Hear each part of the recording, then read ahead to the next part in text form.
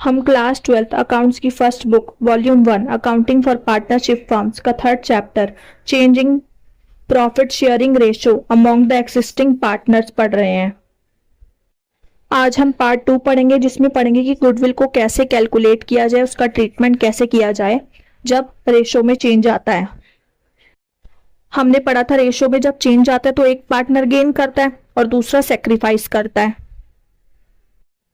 चलो रेशो तो चेंज हो गया, पर अब तक सेक्रीफाइसिंग पार्टनर ने जो मेहनत की है रेशो चेंज होने से पहले, तो उसका कंपनसेशन तो उसको मिलना चाहिए। तो जो गेनिंग पार्टनर होता है ना, उसको जो गेन होता है प्रॉफिट में, शेयर में पार्टनर के, वो क्या, उसका मतलब क्या होता है, वो परचेज करता है शेयर ऑफ प्रॉफिट दूसरे पार्टनर से जिसने सेक्रीफाइस किया है। मतलब क्या कर रहा है, वो शेयर ले रहा है ना, किसी और का खरीद रहा है, तो इसके बदले में वो क्या करेगा, जो सेक्रीफाइसिंग पार्टनर है उसको कंपनसेट करेगा। और जो वो कंपनसेशन पे करता है ना सेक्रीफाइसिंग पार्टनर को, या हम बोल सकते हैं पार्टनर्स को, तो उसको बोलते हैं गुडविल या प्रीमियम फॉर गुडविल। वो जो कंपनसेशन पे कर रहा है वो किस फॉर्म में कर रहा है, गुडविल के फॉर्म में, जिसको हम बोल सकते हैं गुडविल या प्रीमियम फॉर गुडविल। अब देखो ये कंपनसेशन की वैल्यू कैसे कैलकुलेट करेंगे। Amount of compensation payable is equal to value of firm's goodwill multiplied by share of profit gain। Compensation की वैल्यू कैसे निकालेंगे, जो फर्म की गुडविल की है वैल्यू है ना, मल्टीप्लाई करेंगे उससे जो शेयर गेन किया है। अब गेनिंग शेयर कैसे निकालते, पढ़ा है ना, new share minus old share. जैसे दे रखी है, जो फर्म्स की गुडविल की वैल्यू है वो है 50,000 और जो शेयर गेन किया है वो है 1/10, तो मल्टीप्लाई करेंगे तो आ जाएगा ₹5,000। यहां पर हम क्या कर रहे हैं, 50,000 का 1/10 पार्ट निकाल रहे हैं, तो 5,000 आ गई। मतलब इतनी compensation gaining partner sacrificing partner को देगा। अब हमने पढ़ा था गुडविल दो तरह की होती है, एक होती है परचेज गुडविल, एक होती है सेल्फ जनरेटेड गुडविल। अब हम थोड़ा अलग तरीके से पढ़ते हैं यहाँ पे, ऐसी गुडविल जो एग्जिस्ट करती है बुक्स ऑफ अकाउंट में और ऐसी गुडविल जो एग्जिस्ट नहीं करती बुक्स ऑफ अकाउंट में। अब जो एग्जिस्ट करती है ना बुक्स ऑफ अकाउंट में, इसका मतलब है वो परचेज गुडविल है, क्योंकि अकाउंटिंग स्टैंडर्ड 26 के अकॉर्डिंग गुडविल तभी बुक्स में रिकॉर्ड की जाती है जब मनी या मनी वर्थ पे की जाती है उसके लिए, जिसका मतलब ये गुडविल हमने परचेज की है इसलिए ये बुक्स ऑफ अकाउंट में दिखाई गई है, मतलब बैलेंस शीट में दिखाई है हमने।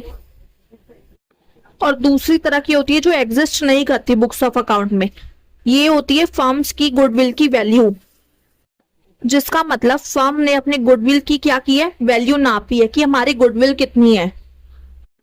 जैसे नापी थी पिछली बारी, मतलब पिछले चैप्टर में एवरेज प्रॉफिट मेथड से, सुपर प्रॉफिट मेथड से, कैपिटलाइजेशन मेथड से नापी थी ना, कैलकुलेट की थी, वैल्यू की थी।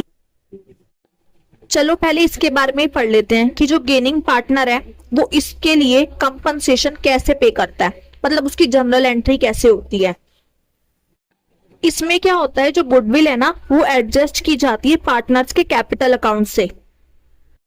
अब जैसे ऊपर फर्म्स की गुडविल कितनी आई थी, 50,000 आई थी ना, और कंपनसेशन कितना आया था, ₹5,000 आया था, जिसका मतलब ये गेनिंग पार्टनर को देनी है। अब देखो गेनिंग पार्टनर दे रहा है, गेनिंग पार्टनर्स कैपिटल अकाउंट या करंट अकाउंट। कैपिटल अकाउंट तब जब फ्लक्चुएटिंग हो और फिक्स्ड हो तो करंट अकाउंट आता है, तो उसको हम डेबिट करेंगे। कैपिटल अकाउंट डिक्रीज हो रहा है तो debit, gaining partner sacrificing partner को दे रहा है इसलिए गेनिंग पार्टनर्स का कैपिटल अकाउंट या current account debit. To sacrificing partners capital या करंट अकाउंट क्रेडिट होगा। सेक्रीफाइसिंग पार्टनर का कैपिटल अकाउंट या करंट अकाउंट क्रेडिट क्यों होगा, क्योंकि इसका कैपिटल अकाउंट इंक्रीज हो रहा है, सेक्रीफाइसिंग पार्टनर को कंपनसेशन मिल रही है इसलिए क्रेडिट होगा। और इसकी नरेशन होगी, being the adjustment made for goodwill on change in profit sharing ratio. और अमाउंट कितनी आएगी, ₹5,000 की, जो हमने ऊपर कैलकुलेट की थी ना 5,000। अब हमने पढ़ लिया था कि एग्जिस्टिंग गुडविल होती क्या है, उसको बुक्स ऑफ अकाउंट में क्यों दिखाया जाता है। अब उसका अकाउंटिंग ट्रीटमेंट पढ़ेंगे हम। पहले क्वेश्चन से समझते हैं उसको, ठीक है। ओल्ड रेशो दे रखा है 5:3:2, न्यू रेशो दे रखा है 1:1:1।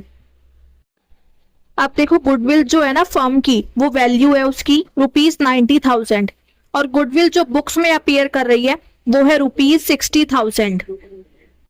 ये जो 90,000 है ये बुक्स ऑफ अकाउंट में एग्जिस्ट नहीं करती और ये जो 60,000 है ये बुक्स में रिकॉर्ड की जाती है, मतलब रिकॉर्ड की गई है, बुक्स में अपीयर करती है।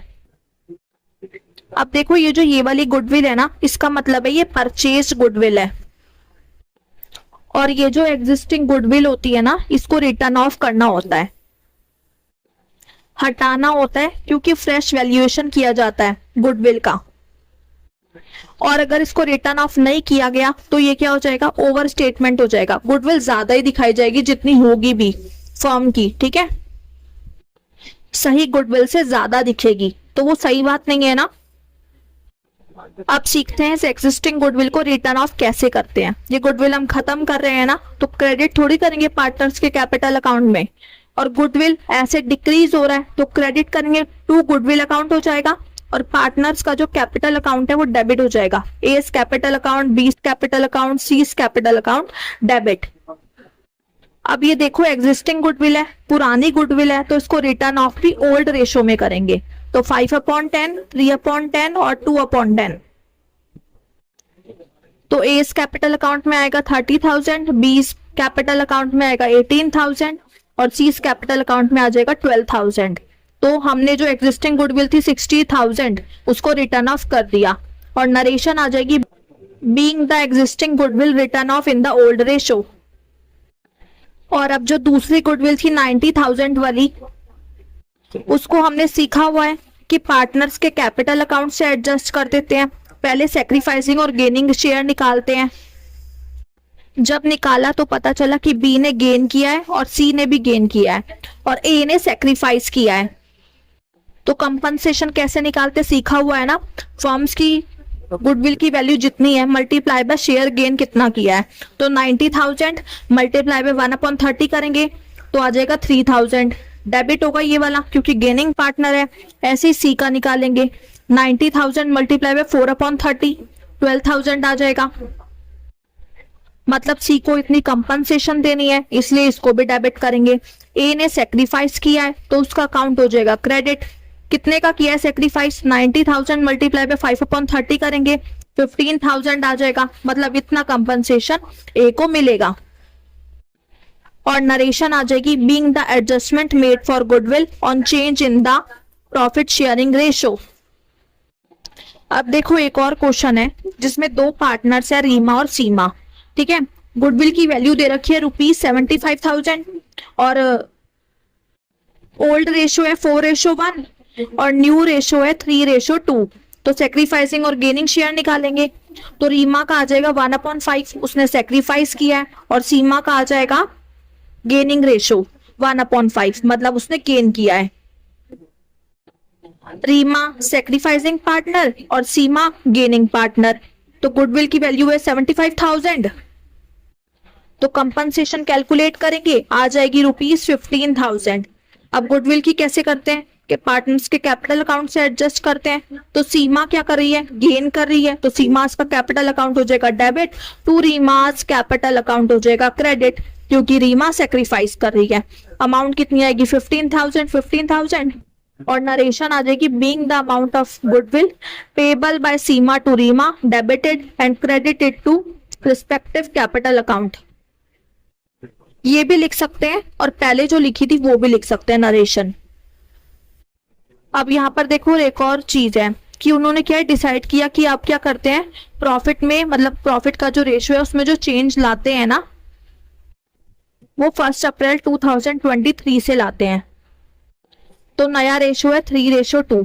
पर ये जो डिसीजन लिया है ना उन्होंने प्रॉफिट डिस्ट्रीब्यूट करने के बाद लिया है। मतलब जो ईयर एंडेड 31 मार्च 2024 का प्रॉफिट था ना वो उन्होंने क्या कर लिया, पहले डिस्ट्रीब्यूट कर लिया। प्रॉफिट शेयरिंग रेशो में चेंज लाने से पहले क्या कर लिया, प्रॉफिट डिस्ट्रीब्यूट कर लिया।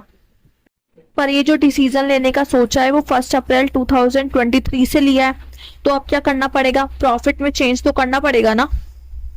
सही प्रॉफिट देना चाहिए जो न्यू रेशियो के अकॉर्डिंग होना चाहिए।